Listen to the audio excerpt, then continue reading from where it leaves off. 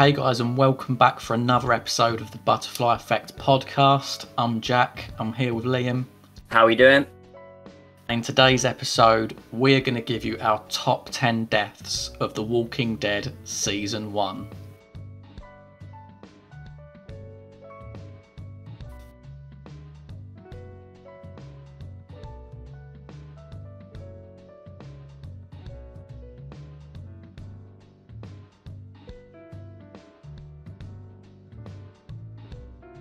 Okay, so before we get going, we would like to give some honourable mentions because boy was this tough to put this list together. So I'll throw the mic over to you, mate.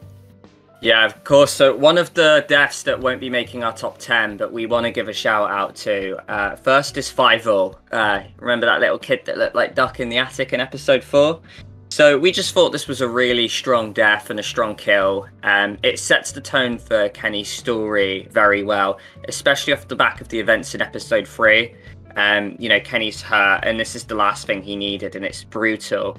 Everything from, Lee doing the burial scene afterwards to Lee stepping in to either make Kenny do it or kill the kid yourself.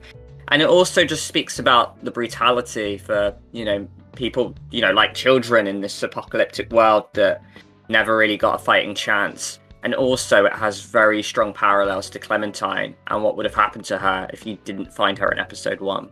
Yeah, and I think the other honourable mention that we wanted to raise as well was Clem's parents. So now I know that you don't actually see these die within the game, you just see them as zombies in episode 5, but I think because of the way the recordings on the telephone in episode 1 were done, you sort of start to see like a slow transition of it starting to get worse in this apocalyptic world. I think the whole idea of this game as Lee has been trying to get Clem back to her parents, and when you get to that end goal and you see that it was all in vain, it's like quite hard hitting, and you can see the expressions on their faces. So of course you don't see the actual deaths, that's why it didn't make this list, but nonetheless it was worthy to raise. Of course. So we'll start with the list, but before we do the list, we'll just mention how we've done our scoring for this. So Jack and I have picked the top 10 deaths we thought. We collaborated on that. Then we built our own top 10 lists, and then we combined them together to make a combined one. And it's a very bizarre list. There's a lot of deaths and kills that we had drastically different, and it's just made a very interesting list. So yeah, that's how we've scored it.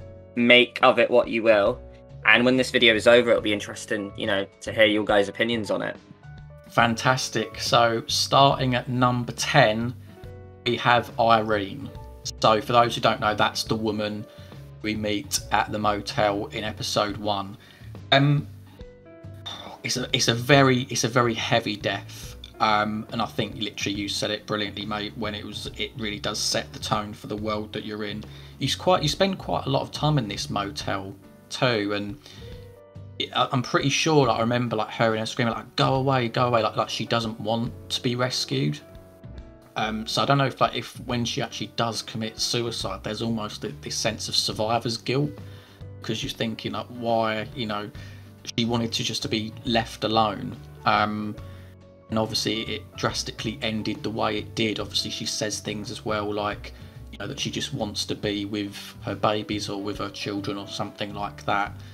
A really haunting death, this sort of defenseless woman who's on her own, and obviously you see her end. So yeah, Irene's number 10.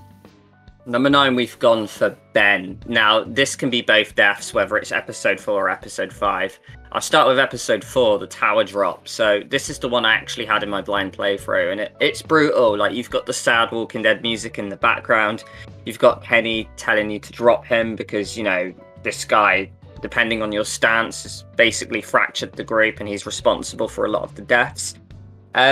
But it's the nature of the kill, the fact that he's dropped and he's still alive at the bottom, and the zombies just pile on top of him while he's still conscious, but with his head half smashed in. And there's just something really dark and haunting about that to me.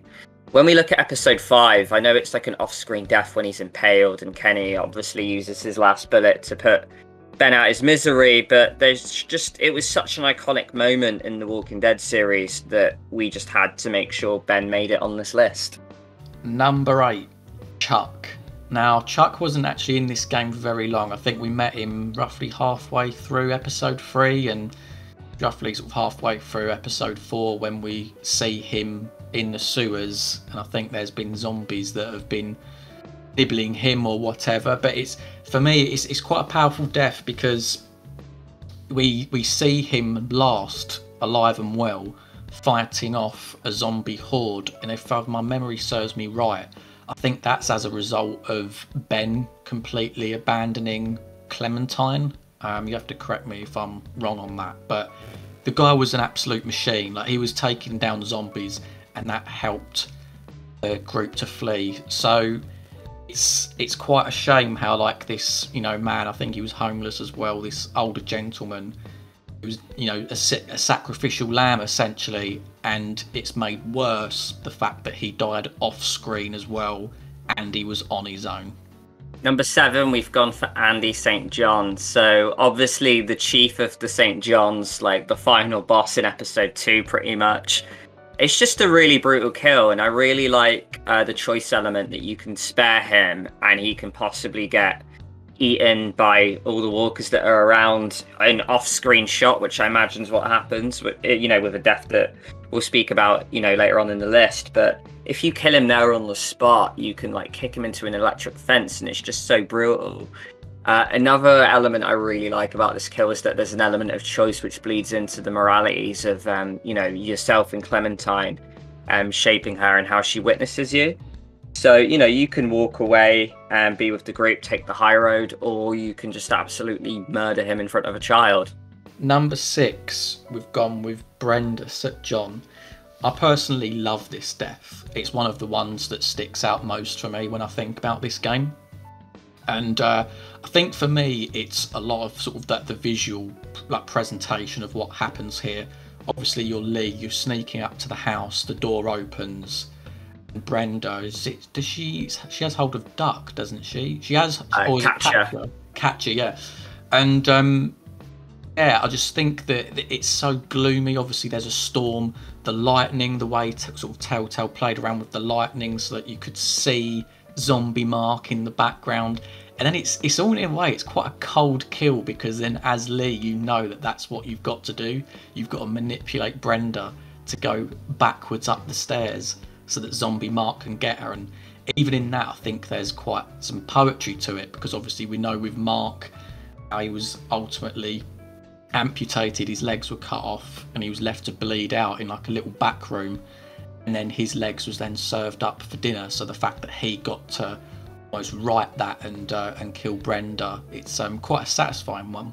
Number 5, we have Mark. So I mean, for me, I was a massive advocate for this kill. I absolutely love it, and I know it's kind of off screen the moment he goes zombified. We last see him with his legs hacked at the bottom of the stairs, and then after some ruckus, you later on see him, you know, as Jack mentioned, as a zombie at the top of the stairs. But I really like this kill because it really sums up the brutality of what is rated the best episode in the Walking Dead Telltale Season 1. That moment where, you know, you do the digging upstairs and you have to be a little detective, and then you find him with his legs hacked off, and then that's the moment you find out that this family are cannibals. For me, it just sets up the epitome of the whole season and the darkness of, like, you know, this brilliant episode. And just everything haunting about the way he crawls down the stairs, leaving the blood trail, and then, you know, it's just so haunting. And I just, when I think back at The Walking Dead, you know, Season 1, I think about this death a lot. It just really left its mark with me. Oh, shit, I made a pun there, didn't intend to. Okay, so number 4, we've gone with Carley/Doug. So obviously we know that both these characters can die in like different instances in this game. It could be episode 1, depending on your choices, and that's not what we've gone with here. We've gone with the episode 3, so it's like the whole scene at the RV. Lily, she's going around everyone accusing, oh, who was it that gave the supplies to the bandits, etc.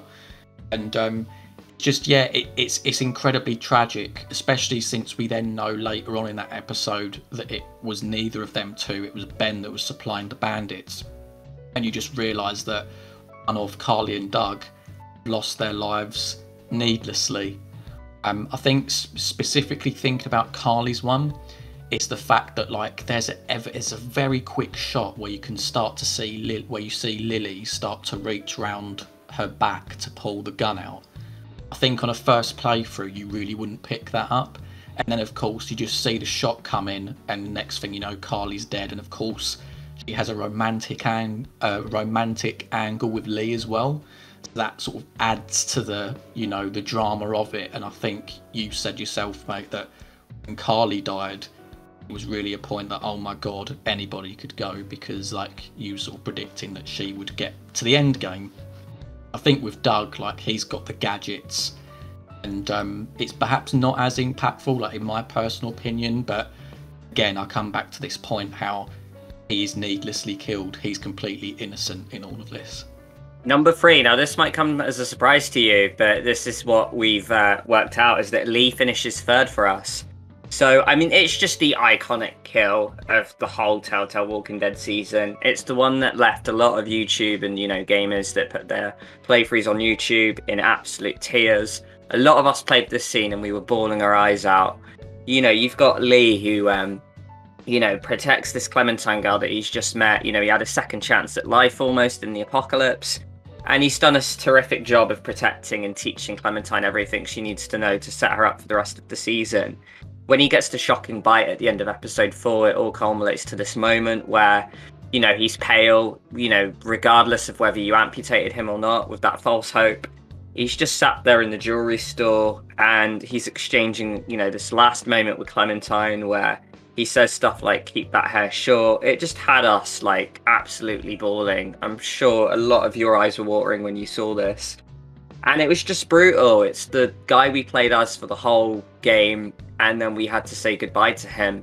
There's an element of choice here as well, whether you spare him and just let him turn into a zombie, or you kill him by, shooting him in the brain then and there. But yeah, this is just an absolutely iconic kill, and it 100% had to make the list.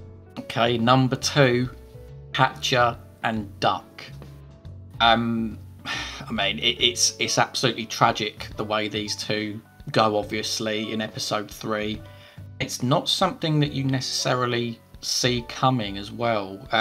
You obviously, I think, is it in episode 1 or is it episode 2? You hear Catcher, she's sort of making murmurings. Obviously, she's trying to keep her family together in this apocalyptic world. She's starting to see some changes in her husband that she finds really alarming. Then on top of that, she then finds that her son has become infected. And then as a parent, that sort of that knowing there's the inevitability that you're going to lose your child, they're going to become one of the undead. And she probably thinks, that there's nothing worth living for anymore because I'm losing my son, I'm losing my husband in another way too. So the fact that it's then, obviously again you see it, it's off screen, you're just talking to Kenny and you just hear this shot, she's dead. Then of course there's the matter of Doug as well, when he's turning into zombie, which obviously killing a child is absolutely unthinkable. So I can absolutely understand why these two deaths, why we've jointed them together as well, because it's all in one instant, but why it actually finishes higher on this list. And our winner is Larry. So, I mean, this might come as a surprise to some people, but Jack and I, between each other, ranked him 3rd and 2nd in our top 10 lists, making him the ultimate winner. Now, I mean, there's many reasons for it, but I think it's the surprise and shock factor, which has to be one of the biggest ones, right? The fact that, in my case, I sided with Lily here and I was giving Larry CPR. And you just don't expect it. You're trying to do CPR and you actually think it might work. And then just in the corner of the screen, you see this salt lick just land on his face.